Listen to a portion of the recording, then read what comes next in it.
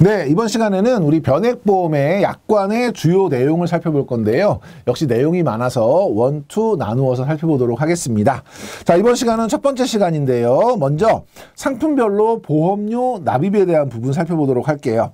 변액 종신보험 같은 경우는요, 일반 보험하고 동일하게 현금 흐름법으로 산출된 보험료를 납입하게 되는데, 보험료 납입은요, 월납하고 일시납만 가능하죠. 그래서 2개월 납이라든지 뭐 3개월 납, 6개월 납, 연납 이런 것들은 운영하지 않고 있습니다.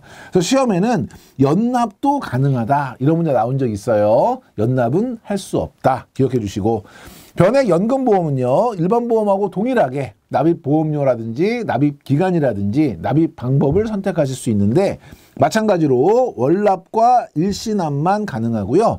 일부 뭐 3개월 납이라든지 6개월 납, 연납 같은 것들을 허용하고 있는 상품이 일부 있다는 점이 변액 종신보험하고 차이점이 되겠습니다. 자, 변액 유니버셜 보험 같은 경우는 자유납이죠. 보험 기간과 납입 기간은 종신. 그런데 의무 납입 기간이 지나면 납입 중지할 수도 있고, 그 다음에 추가 납입할 수도 있고, 중도 인출도 가능하기 때문에 저희가 뭐라고 규정했었냐면 종신 자유납이다. 이렇게 저희가 규정했었죠. 의무 납입 기간이 지나고 나면 계약이 해지되지 않는 한 자유로운 납입이 가능합니다. 그래서 수시 자유납이라는 용어도 사용하고 있고요. 보험료 납입을 중지하게 되면 의무 납입 기간 이후에 납입 중지 자체는 가능하지만, 만약에 납입 중지가 계속되게 되면 필요한 뭐 위험보험료라든지 아니면 계약 체결 비용 뭐 이런 것들을 우리가 월 대체 보험료로 가져오게 되죠.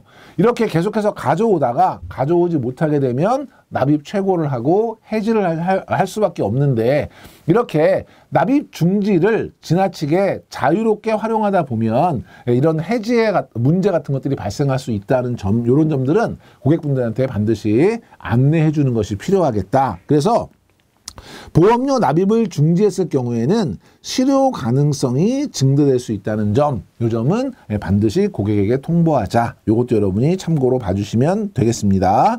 자, 문제 보시면 의무 납입 기간 이후에는 계약이 해지될 가능성이 없다. 납입 중지를 계속하시게 되면 납입 최고를 거쳐서 해지될 수 있겠죠. 이런 지문도 틀린 지문이고요. 자, 보험료 추가 납입입니다. 자, 여기에서 여러분하고 이제 한 가지를 먼저 좀 살펴볼 게 있는데요. 변액보험을 포함한 펀드에서는 돈을 만약에 납입을 했다. 예를 들면 고객 입장에서는 가입을 하는 거지만 금융기관 입장에서는 판매를 하는 거죠. 그리고 만약에 환매를 해 가시게 되면 돈을 이제 가져가시는 거잖아요.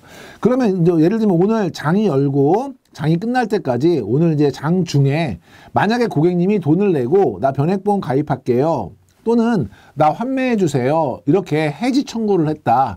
그러면 오늘 아침에 걸린 기준가격이 있어요. 이 기준가격으로 거래를 하게 되면 어떤 문제가 생길까요? 무임승차가 가능하죠. 예를 들면 오늘 아침에 기준가격이 뭐 1,000원 이렇게 걸려있다고 칠게요. 이건 가정이에요. 1,000원 걸려있는데 갑자기 북한에서 김정은 정권이 무너졌어요. 그래서 남한이 원하는 대로 무조건 통일하겠다 발표를 했어요. 그러면 우리나라 모든 거의 대부분의 종목은 상한가를 막 치겠죠. 그러면 오늘 저녁에 장이 끝나게 되면 전 종목이 상한가 치면서 우리 기준가격이 예를 들면 뭐 1,500원이 될 수 있어요. 그렇죠? 이 뉴스를 제가 아침 11시에 접했어요. 장은 이제 9시 열려서 3시 반까지니까 그 장 중에 제가 북한이 저렇게 되면 우리 주가가 엄청 오르겠는데, 제가 펀드 가입할게요, 변액보험 가입할게요 했는데 오늘 가격 1,000원으로 살 수 있다면 저는 오늘 하루 만에 지금 500원에 엄청난 이익을 얻을 수 있죠. 그러면 그 전에 들어오신 분들하고 형평성이 어긋나잖아요. 저는 시장 상황을 보고 무임승차한 거잖아요. 이런 걸 방지하기 위해서 장 중에 만약에 판매, 내가 이제 가입 신청을 하거나 거꾸로 환매, 해지 신청을 하는 경우에는 오늘 아침 가격이 아니고요, 오늘 저녁 종가, 오늘 저녁 좌수로 계산해서 그 다음 날에 걸리는 요 가격, 즉 1,500원의 가격으로 거래를 하도록 하는 미래 가격 원칙을 적용하고 있어요. 그렇기 때문에 장 중에 신청한다고 해서 오늘 가격이 아니라 그 다음 날 1영업일, 제2영업일의 가격으로 거래하도록 하고 있고, 그런데 요때 들어오는 사람이 있어요. 장이 끝나고. 오늘 장은 끝났고요. 내일 아침 장은 아직 열리기 전인데 요때 이번엔 거꾸로 주가가 폭락하는 상황을 가정한다면 내가 오늘 주가가 폭락한 걸 봤어요. 그러면 그 가격으로 계산하면 내일 아침에 기준 가격이 엄청 싸질 거예요. 그러면 나는 내일 아침에 장이 열리기 전에 미리 펀드 가입하겠습니다 해가지고 내일 아침에 싼 가격으로 사야지 이런 무임승차를 할 수 있거든요. 그런 이걸 저희가 통상적으로 마감 후 거래라는 용어를 사용하는데 이 마감 후 거래로 거래 신청을 하게 되면 장 중에 신청한 사람한테 적용되는 가격이 아니라 그 다음 가격으로 적용합니다. 그 다음 가격. 예, 그 다음날 가격이 되겠죠. 그러면 제1영업일, 제2영업일, 제3영업일 가격이에요. 그렇기 때문에 저희가 펀드든 변액보험이든 기본적인 원칙은 장 중이면 제2영업일, 마감 후 거래면 제3영업일인데 어떤 일이 발생했다면 그게 D일이라고 치면 예, D 플러스 제2영업일 제2영업일의 가격으로 특별계정으로 이체되는 것을 우리 약관상 기본 원칙으로 하고 있어요. 그래서 여러분이 어떤 걸 계획하시면 되냐면 계산하시면 되냐면 특별계정으로 투입될 때 그 기준 가격은 D 플러스 제2영업일이 원칙이다. 이걸 여러분이 염두에 두시고 다만 이게 예측 가능하냐 예측 가능하지 않냐를 여러분이 구별하셔야 돼요. 예를 들면 지금 추가 납입이 있는데 선납과 한번 비교를 해볼게요. 추가 납입은 뭐예요? 고객님께서 원래 월 30만 원씩 내셔야 되는데 운용 실적이 좋으니까 나는 좀 더 낼게. 그래서 추가로 납입하신 거예요. 이거는 금융기관 입장에서 예측이 가능해요? 불가능해요? 불가능해요.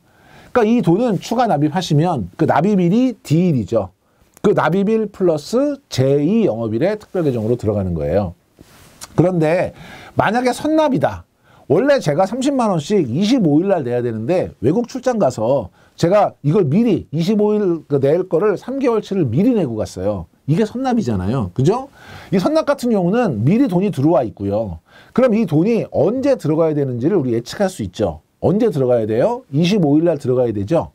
그러면 D 플러스 2 영업일 날 들어가니까 우리가 미리 23일 날 신청을 해서 플러스 2 영업일 25일 날 들어가게 할 수 있죠.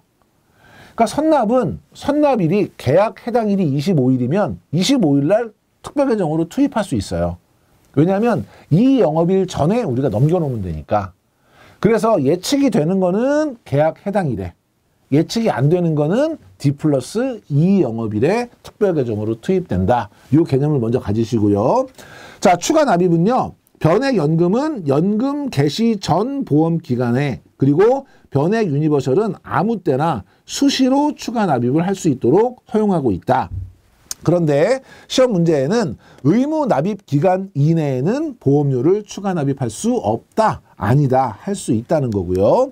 추가 납입 한도는요. 원칙은 기본 보험료의 2배인데 보장성 같은 경우는 기본 보험료의 1배죠. 그래서 2배, 1배 요거를 뭐 기납입 보험료 3배 이내 이런 식으로 문제 바꿔서 많이 내고 있기 때문에 추가 납입 한도는 기본 보험료의 2배. 보장성은 1배. 요건 여러분이 꼭 기억해 주시면 좋겠고요. 자, 추가 납입의 목적. 왜 추가 납입할까요? 운용 성과가 좋은 거죠. 그러니까 더 많은 수익 기회를 얻고자 하는 경우가 있을 거고 경우에 따라서는 중도 인출 같은 걸 한 거를 메꾸기 위한 추가 납입도 가능하겠죠. 중도 인출한 경우에 적립급 보충 기회를 제공하기 위해서 추가 납입을 허용한다는 것이고 추가 납입은 예측이 돼요? 안 돼요? 안 되죠. 그러니까 특별계정 투입은 추가 납입일 플러스 제2영업일에 들어간다. 요건 여러분이 꼭 기억해 주시면 좋겠습니다. 그래서 납입보험료 중에서 계약 체결 및 계약 관리 비용과 같은 기본적인 그런 이제 사업비 부분들은 차감하고 특별계정으로 투입이 되고요. 시험 문제에는 추가 납입 보험료는 계약 관리 비용에 차감 없이 특별계정으로 전액 투입된다. 요거는 틀린 지문이다. 챙겨주시면 되겠습니다. 자, 이번에는 선납을 한번 살펴보도록 할게요.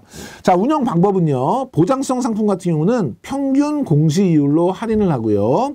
저축성 상품 같은 경우는 할인하지 않고 보험료 배수로 납입한다는 건데 요거는 저희가 보험료를 산정할 때 산정 방법, 우리 현금 흐름에 따른 그 할인법, 우리 현금 흐름법에 의해서 보험료 산출하잖아요. 그래서 보장성 상품 같은 경우에는 저희가 보험을 가입할 때 고객은 뭘 결정하죠? 나는 사망보험금 3억으로 해주세요 라고 하는 보장금액을 결정하죠. 그러면 저희가 그 3억의 보장 금액을 만들어주기 위해서 그걸 할인해가지고 지금 보험료가 얼마예요? 그래서 보험료를 누가 결정하냐면 회사가 결정하거든요. 그러니까 고객은 보장성 상품 같은 경우는 보험금을 결정하고 보험료는 그걸로 인해서 역산해서 회사가 결정하는 구조예요. 그런데 저축성 상품, 연금 같은 경우에는 고객이 뭘 결정하죠? 한 달에 20만 원 낼게요. 보험료를 결정해요. 그러면 우리 보험회사가 그거를 그 기간 동안 굴렸을 때 해지 환급금, 보험금을 결정해 주는 거죠. 보장성과 저축성이 약간 차이가 있어요. 그러니까 지금 보장성 상품 같은 경우는 보험 금액이 정해져 있는 상태에서 그걸로 역추적해서 계산된 보험료를 납부하고 있기 때문에 얘가 미리 들어왔어요. 그럼 미리 들어와서 그 계약 해당일까지 예정이율이든 평균 공시이율이든 어떤 이자율로 이자가 붙잖아요. 그 이자를 어떻게 할 수가 없어요. 그러니까 어떻게 하냐면 미리 들어올 때 그 이자만큼을 할인한 금액으로 받는 거고요. 그 선납이 원칙적으로는 계산된 보험료인데 미리 냈기 때문에 이자를 붙여서 적립해 주는 게 아니라 그만큼 깎아서 받아주는 할인을 하는 개념이라면 우리 그 저축성 상품 같은 경우는 지금 보험료를 고객이 정했잖아요. 그리고 그거에 따라서 보험금이 달라지는 거니까 고객이 선납을 하면 그 이자를 계속 적립해서 나중에 보험금으로 주면 되거든요. 그래서 보장성 상품은 평균 공시이율로 할인한 금액으로 선납을 하게 되고 저축성 상품은 할인하는 게 아니라 보험료 배수로 받아서 적립해서 보험금으로 돌려준다. 이 개념입니다. 그래서 이 개념 여러분이 헷갈리지 않도록 보장성 상품은 할인해주고 왜냐하면 보험금을 미리 결정했기 때문에 보험료가 회사가 결정한 보험료예요. 여기서 이익이 발생을 했을 때 이걸 어떻게 처리하기가 어렵기 때문에 그 이자만큼을 할인한 금액을 받는 개념이라면 저축성 상품은 고객이 보험료를 결정하셨어요. 그렇기 때문에 추가된 보험료에 이자 붙은 것들을 나중에 보험금에 적립해서 더해주면 되는 그런 개념이어서 할인하지 않는다. 이런 개념이고요. 문제 보시면 저축성 변액보험의 선납보험료는 평균 공시이율로 할인하여 납입한다. 이런 질문 많이 나오고 있습니다. 보장성은 할인하고 저축성은 할인하지 않는다. 기억해 주시고 운영상품은요. 변액보험은 기본적으로 선납을 운영하지 않는 것이 원칙입니다. 그런데 저축성 상품인 경우에 변액연금이나 변액유니버션 같은 경우에는 의무 납입 기간 이내에 선납을 운영하고 있고요. 선납보험료는 미리 들어온 돈이에요. 그러니까 얘는 언제 들어갈지 예상이 되는 돈이에요. 그러니까 어떻게 하면 돼요? D 플러스 2일 이후에 들어갈 수 있게 D 마이너스 2일 날 계정으로 이체를 해놓으면 실제 특별계정 투입일은 계약 해당 일에 들어가는 거죠. 그 날짜 매월 25일이면 25일 날 들어가요. 그래서 추가 납입은 추가 납입일 플러스 제2영업일, 선납은 계약 해당 일에 특별계정으로 투입된다. 비교해서 기억을 좀 해주셔야 되고요. 그러면 선납이 들어왔어요. 들어와서 얘가 특별계정으로 투입되기 전에 일반 계정에 머무르겠죠. 그럼 일반 계정에 머무르는 동안은 이자가 붙겠죠. 평균 공시이율로 불이한 것을 나중에 더해주죠. 왜냐하면 변액연금이나 변액유니버셜 보험은 저축성 보험이기 때문에 할인하지 않고 적립한 것을 더해서 지급하는 개념이죠. 그래서 보험료를 납입일부터 평균 공시이율로 적립을 합니다. 그리고 월 계약 해당일에 이자를 포함한 금액을 특별계정으로 투입해서 적립금에 더해주는 개념이고요. 선납보험료는 납입일 플러스 제2영업일에 특별계정으로 투입한다. 예상되는 것은 당일 계약 해당일에 투입된다. 비교해 주시고 자, 제1회 보험료예요. 1회 보험료가 들어왔어요. 제일 처음에 계약이 들어왔어요. 이거를 저희가 만약에 특별계정으로 바로 투입을 했어요. 그러면 어떤 문제가 생기냐면 고객이 중간에 철회를 하시거나 이랬을 경우에 철회를 하게 되면 우리 철회 그 신청을 받고 3일 이내에 바로 원금 돌려드려야 되잖아요. 근데 그 사이에 저희가 운영하다가 원금 손실이 발생했어요. 그러면 그 손실을 누가 부담해야 되는지 애매하거든요. 또 고객 입장에서는 변액보험을 가입했는데 갑자기 글로벌 금융위기가 와서 주가가 폭락했어요. 그랬더니 저 철회하겠습니다. 역선택을 할 수 있어요. 이런 것들을 방지하기 위해서 1회 보험료는 언제까지 기다리냐면 철회 기간이 끝날 때까지 기다려요. 그동안은 어디에 있겠어요? 일반 계정에 있겠죠. 그러면 그냥 있지 않겠죠. 평균 공시이율로 불이되면서 이자가 붙으면서 있을 거예요. 그리고 철회 기간이 끝났을 때 특별계정으로 넘겨서 운용을 하는 이런 개념이에요. 그래서 납입 즉시 투입하지 않고 이체 사유가 발생한 날을 기준으로 이체를 한다. 그 날이 뭐냐? 청약일로부터 30일 이내에 승낙. 우리가 승낙 거절은 30일 이내에 하도록 하고 있죠. 만약에 30일 이내에 승낙 거절 통지가 없으면 승낙한 걸로 의제하고요. 그러니까 내용을 읽어보시면 청약일로부터 30일 이내에 승낙이 됐어요. 네, 그러면 얘는 승낙은 된 상태니까 계약은 언제든지 들어갈 수 있는 상태예요. 그러면 뭘 기다리면 돼요? 철회 기간을 기다리면 되겠죠. 그래서 청약일로부터 30일이 지난 날의 다음 날, 네, 철회 기간이 끝난 날 특별계정으로 넘어간다. 청약 철회는 증권을 받은 날로부터 15일, 청약일로부터 30일 이내에 철회할 수 있으니까 철회 기간을 기다리는 거예요. 그래서 30일 이전에, 30일 되기 전에 승낙이 났으니까 계약은 들어갈 수 있게 된 거예요. 그러면 철회 기간을 기다렸다가 철회 기간이 끝나는 30일의 다음 날 들어간다. 이 얘기고요. 청약일로부터 30일이 지난 후에 승낙됐어요. 이건 뭐냐면 철회 기간이 지나도록 승낙이 안 난 거예요. 그럼 계약이 못 들어가요. 그런데 그 이후에 승낙이 됐어요. 그럼 어떻게 해요? 이미 철회 기간은 끝났으니까 승낙한 날 특별계정으로 넘기면 되겠죠. 그래서 승낙일이에요. 승낙일. 그래서 여러분 조심하실 거는 청약 철회 종료일이 아니라 그 다음 날이라는 거, 요거 여러분이 꼭 기억해 주시고, 승낙이 먼저인지 철회 기간 종료가 먼저인지에 따라 승낙이 먼저면 철회 기간 종료 다음 날, 이게 이제 30일 다음 날이고, 만약에 승낙이 이후에 났다면 승낙일이 그 이체 사유 발생일이 된다. 기억해 주시고요. 자, 이체 금액은요. 납입일부터 2차 사유 발생일까지는, 그러니까 아직 이체가 안 됐을 동안은 일반 계정에서 평균 공시이율로 적립을 하고요. 그 이후에는 특별계정으로 넘겨서 투자 수익률을 적용을 받도록 하겠죠. 자, 보험료 납입 즉시 투자하지 않는 이유. 첫 번째, 계약 심사를 위해서 소요 기간이 필요하고요.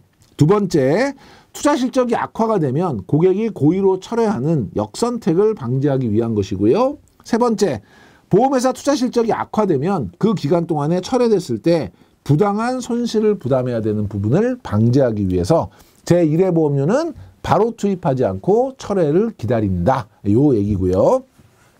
자, 제2회 이후의 보험료인데요. 우리 아까 뭐라고 얘기했어요? D 플러스 2 영업일에 투자된다 그랬죠? 그러니까 계약 해당일 마이너스 2 영업일이에요. 그러면 플러스 2 영업이라면 계약 해당일에 들어가는 거고요. 그렇죠? 계약 해당일 마이너스 1 영업일이에요. 플러스 2 영업일 하면 계약 해당일 플러스 1 영업일에 들어가는 거고요. 계약 해당일 이후에 납입이 됐다. 그러면 플러스 2 영업일에 들어가는 거죠. 그러니까 이건 외우시지 말고요. 원칙은 D 플러스 2 영업일이에요. 그런데 D 마이너스 2 이전에 들어오면 플러스 2 해도 계약 해당일에 들어가는 거고요.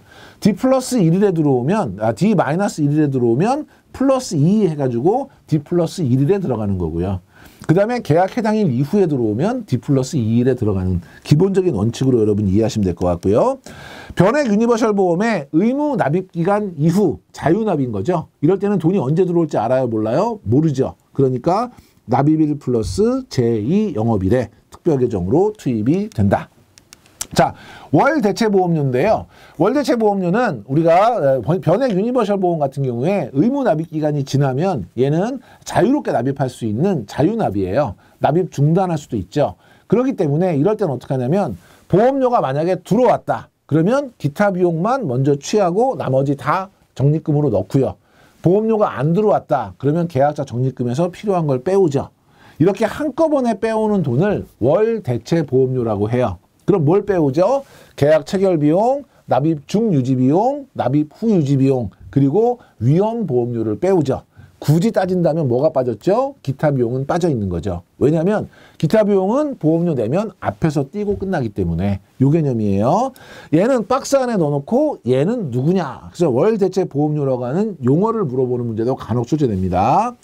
변액 유니버셜 보험 계약자가 보험료를 납입하지 않을 경우 적립금에서 차감하는 특약보험료, 계약 체결 및 계약 관리 비용, 위험보험료 이거죠. 이 계약 체결 및 계약 관리 비용은 계약 체결 비용, 납입 중 유지 비용, 납입 후 유지 비용, 기타 비용은 빠져 있는 거고요. 자유 납입으로 인한 보험료 미납 시 사업비와 특약보험료를 확보하기 위해서 계약자 적립금에서 한꺼번에 가져오는 금액이다. 이 개념이고요. 자, 얘는 언제 가져오느냐?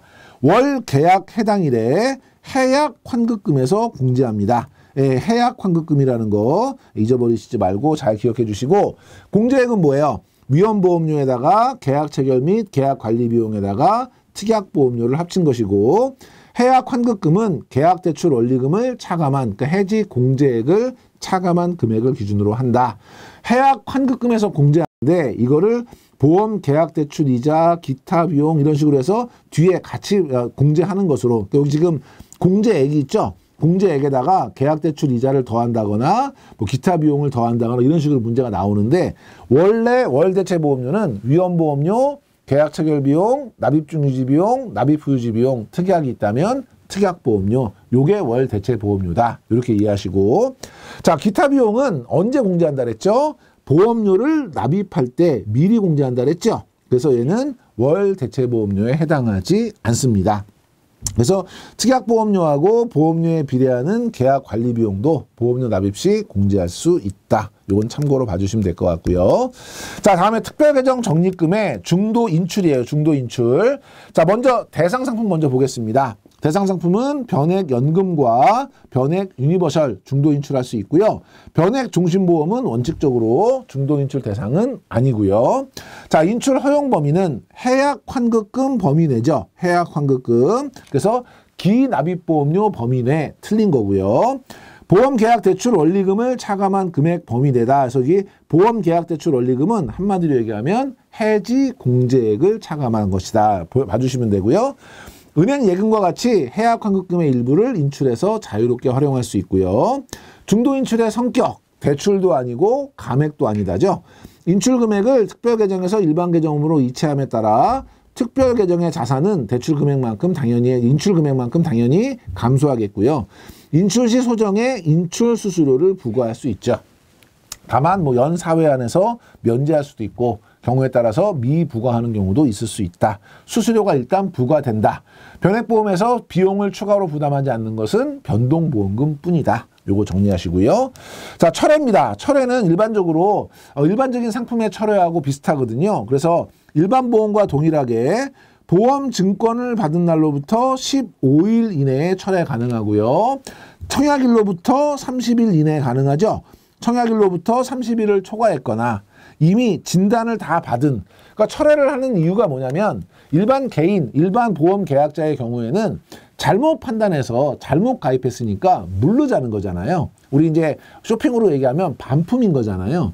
근데 진단 계약이라는 건 그 전에 진단을 받을 만큼 사전에 충분한 그런 그 고민과 그 다음에 의사결정할 수 있는 다양한 시간이 있었음에도 불구하고 철회하는 것은 인정해주지 않겠다. 이런 개념이고요. 보험기간이 90일 이내인 계약, 이거는 지나치게 짧은 계약이죠. 90일 이내인 계약도 철회는 금지하고요. 왜냐하면 내가 필요한 그 어떤 보장이 있어요. 그러면 짧게 보험 들고 그 기간 끝나면 철회해버릴 수 있잖아요. 백화점에서 옷 사고 파티 가서 입고 반품하는 거하고 똑같은 일이 벌어질 수 있기 때문에 단기 계약인 경우에는 철회를 금지하고 있고요. 전문 보험 계약자가 체결한 계약, 전문 보험 계약자는 전문성도 있고 위험에 대한 감수 능력도 있기 때문에 일반 보험 계약자처럼 잘못 살 가능성이 없다. 충분히 거기에 대한 검토를 할 수 있는 역량 갖고 있다. 그렇기 때문에 전문 보험 계약자의 계약은 철회가 금지됩니다.